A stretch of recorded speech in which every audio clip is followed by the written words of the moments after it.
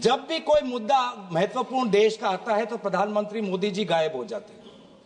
अब हाल ही में मत करिए, आप देखिए, ठीक है, आप एक मिनट प्रधानमंत्री मोदी जी से हम और अपेक्षा करते हैं। एक मिनट, शांत हो जाते हैं, शांत हो जाते हैं। माननीय जब प्रधानमंत्री माननीय प्रधानमंत्री जी जब पहले भी सदन के अंदर चलते सदन में पूर्व के प्रधानमंत्री जी भी गए हैं, और जब भी माननीय प्रधानमंत्री जाते हैं सदन को सूचित करते हैं, मुझे सूचित करते हैं, और उसके बाद प्रधानमंत्री जी हमेशा सदन को सूचित करके ही जाते हैं। सदन में आप टिप्पणी करें जो ठीक नहीं है। हम प्रधानमंत्री का सम्मान करते हैं और प्रधानमंत्री का सम्मान करते हैं, लेकिन इसमें जब हम वर्तमान प्रधानमंत्री का सम्मान करते हैं तो बार बार पूर्व प्रधानमंत्री पे ये लोग अपमानजनक शब्द क्यों करते हैं और उनके बातें रिकॉर्ड पे क्यों आते हैं, इसका भी आप बाद में सोचिए सर। हम सभी प्रधानमंत्री वर्तमान और पूर्व प्रधानमंत्री को सम्मान करते हैं, लेकिन जब भी ट्रेजरी बेंच से अपमानजनक शब्दों का व्यवहार होता है बार बार रिकॉर्ड पे आता है सर, और हमारे तो रिकॉर्ड में रहेगा पता नहीं सर, कल पता चले। वित्त मंत्री, लेकिन जहां पर एक मिनट वित्त मंत्री कुछ मैम सर, यस, एक मिनट बोल You said something very profound. You said something very profound. You said something very, very profound. I'd like to add to it. Sir, with due respects, it was music to my ears to hear a leading member of the opposition party say that they samman karte hain Pradhan Mantri ji ko. And quickly to add, when Treasury talks about previous Prime Ministers, they speak not in Samman Janak language. How many times has the Prime Minister been abused in this House by them? And how many times he was not even allowed to speak in the House? They stood in the well and shouted. Will the Honorable Member Tarun Gogoi, his son, Gaurav Gogoi, apologize for the number of times they've called abusive names to the PM? Today he's ironing out all that. He's whitewashing all that. That's not allowed. He should have the grace. He should have the grace to admit that they have abused the Prime Minister. It was wrong and they shall not do it again.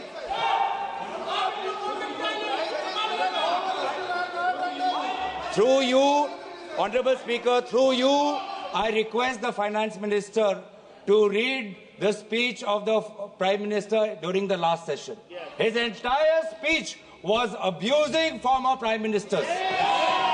I have written a letter to you putting on record a number of times he has abused the chair of the former Prime Ministers. So please before pointing fingers, अपने घर में खुद जाके. If it is this very clearly that I have to read the speech, Honorable Finance, I do not expect you. What is this? Stood up here. Honorable, what is this going on?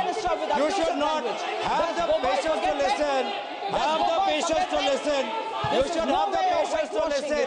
You read through the speech. And look at the way in which all of them are shouting. Look at the way in which all of them are shouting. Now, look at the way in which all of them are shouting. Have the patience to listen. What Gogoi said is wrong? Gogoi said is wrong? Is that what they're saying? Is that what they're saying? If Gogoi had the large-heartedness to say that we should not abuse anybody, what's going on? So that shows the attitude of the Congress party. Gaurav ji, आप budget पे जो कुछ बोले हैं, आप तो आगे बढ़ो सर, आप तो विषय पर आगे बढ़ना चाहता हूँ। यही आपका स्ट्रेटेजी है, आपका सुनने की ताकत नहीं है। दोबारा ये देखिए, यही स्ट्रेटेजी है, ये है सर। बार-बार started with a good spirit to say that we should respect the Prime Minister. None of them will agree.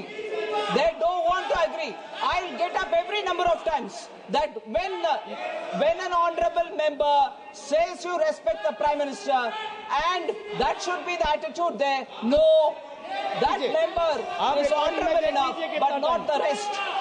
अध्यक्ष महोदय, इधर अध्यक्ष महोदय, मैं अध्यक्ष महोदय बीच में बोल रहे हैं।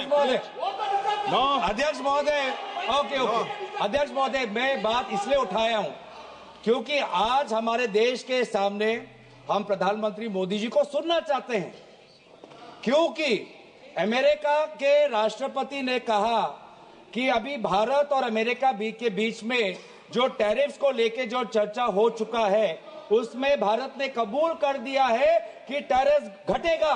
ये टैरिफ कहाँ आ गया बीच में इस बिल में? सर टैरिफ क्यों आया मैं बताता हूँ। मैं टैरिफ क्यों आता, अध्यक्ष महोदय, मैं आपको आपका प्रश्न में को उत्तर देता हूँ।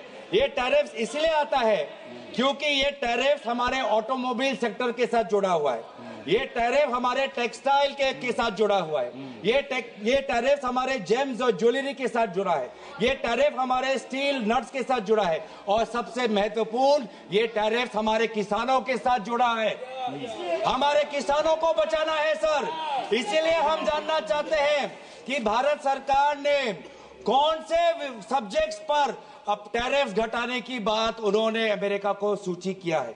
और ये बात तो सर मुझे नहीं लगता कि कॉमर्स मंत्रालय को भी पता होगा, क्योंकि बहुत से चीजें प्रधानमंत्री मोदी जी व्यक्तिगत, उनका पर्सनल मैटर होता है, वो व्यक्तिगत रूप से वो बातचीत करते हैं देश के पक्ष में। नहीं है, अब बैठिए आप देखिए अनपार्लियामेंट्री क्या बोल रहे हैं पार्लियामेंट का, लेकिन जो विषय है जिस पर डिबेट हो रही है उस पर बात करेंगे ना आप पॉलिटिकल बात करेंगे क्या?